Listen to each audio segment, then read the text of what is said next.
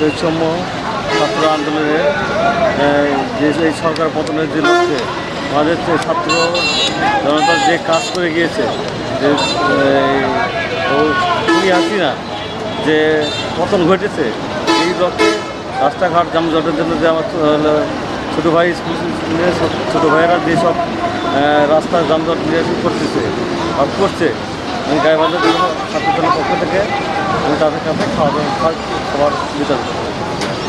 আজকে এই গোবিন্দগঞ্জ সমাবেশে আমরা সরকার পতনের পর ফায়ার সার্ভিস থেকে বিভিন্ন প্রতিষ্ঠান, সেনাবাহিনী, আর্মি এবং আমাদের ছাত্র সমাজ, ছাত্র ভাইয়েরা, স্তরদল এবং এই যানজটের কারণে আমরা আজকে বিগত এক সপ্তাহ ধরে ডিউটি করে আসতেছি যানজট নিরঞ্জন করার জন্য।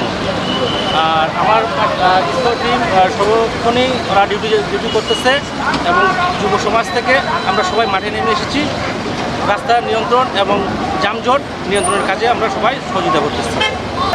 আমরা গোবিন্দ সরকারি কলেজের রবার স্কাউট ও বিএনসিসি মিলে এই রাস্তায় যানজটের ট্রাফিকের দায়িত্ব পালন করতেছি। তো আমাদের পুলিশ ভাইয়েরা কর্মবিরতি নিয়েছে, সেই জন্য আমরা রবার স্কাউট ও বিএনসিসি মিলে রাস্তায় এসে ট্রাফিকের দায়িত্ব পালন করছি। কারণ আমরা যদি না আসি তাহলে রাস্তার জ্যাম আরও বাড়তে থাকবে ও তারা ভোগান্তিতে পড়বে।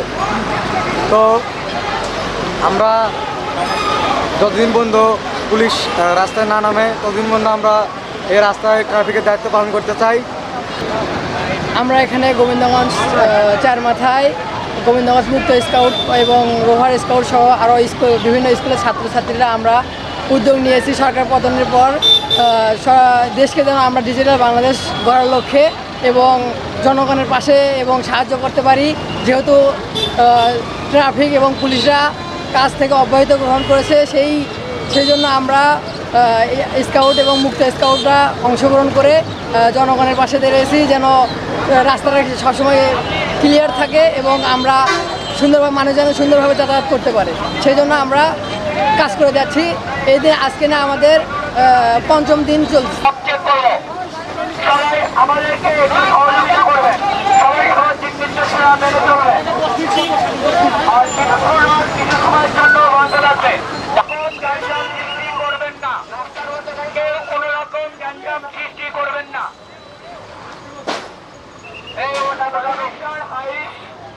কেবল আছে আমরা যেগুলো